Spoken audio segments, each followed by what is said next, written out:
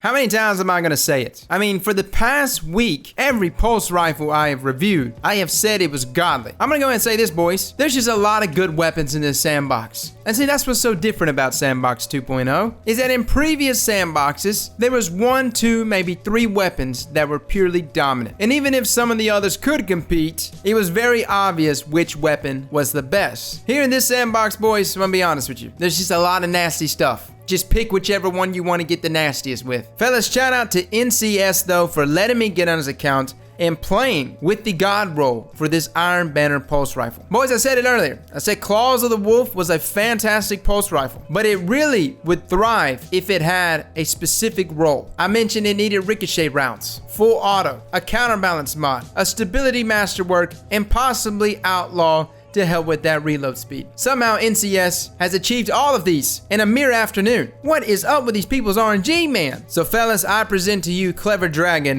2.0. Let's take a look at these perks real quick. Right off the bat, he has Chambered Compensator. Now I mentioned I would like to have had Fluted Barrel here or Arrowhead Break. Specifically Arrowhead Break because I was concerned about the recoil. But as you see, we have a Counterbalance mod here, and man, does it put some work in. That Counterbalance mod keeps everything so vertical. Despite the recoil direction for this weapon being 53, this recoil mod, I want to say, absolutely maxes it out. Now, of course, the ricochet rounds for that bump to stability and range, outlawed there. And you know what? Here's the thing about outlaw. You don't appreciate it until you see this thing reloading without it. It's slow as hell. I mean, look at that reload speed. That's terrible. But the final traits, the thing that takes advantage of these 540 round per minute pulse rifles, the trait that will allow you to touch down on 0.8 second time to kills over and over is full auto. Now, full auto was not a perk we used much with Clever Dragon. Now, there was some that did rock full auto for Clever Dragon, but that perk slot was definitely utilized better for something else. I can't remember which perk slot it was, but I know for just about every Clever Dragon I had, to really make it godly, you needed a counterbalance mod on it. Where D2 gets really nasty, at least in this sandbox for the first time, is by having these things like these mods that allows us to apply things like counterbalance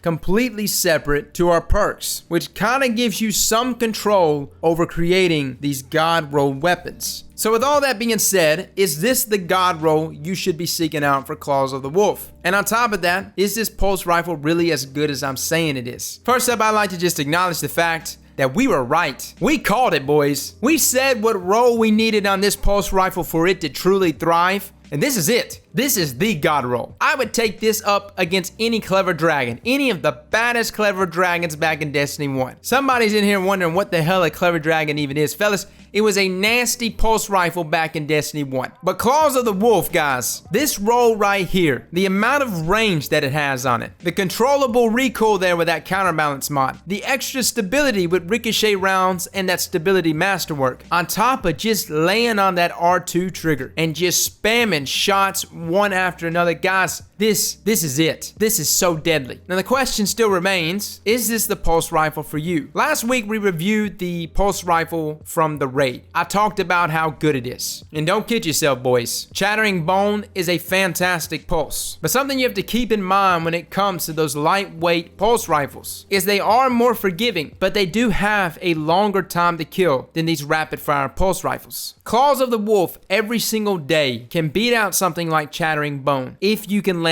those crits. Now with other rolls, I would say that would be a very difficult task. So guys, my conclusion is this. Bygones, go figure, right side of wrong, Chattering Bone, even an Augur Address, even though you can't get random rolls on it. Those weapons to me are very solid weapons. You don't need a god roll on them for them to perform well for you. Claws of the Wolf, if you really wanted to compete, if you really wanted to go neck and neck with all of those pulse rifles and outperform them, you're really gonna need a god roll. And that was the same thing with Clever Dragon. And that was the reason why we spent hours and hours farming for grasp. It's because you needed that roll for it to do as well as it can do. But man, once you got it, once you got that god roll, nothing could stop you. Fellas, this is Clever Dragon 2.0, aka Claws of the Wolf, the best roll I've recently got to play with. And I'm gonna be honest with you, I'm not hunting for any more god rolls. This one was it. This is where it's at. It hurts me to go back to my account after playing with something so deadly. So fellas, thank you so much for coming and watching, and as always, slap that like button like your mama told you right.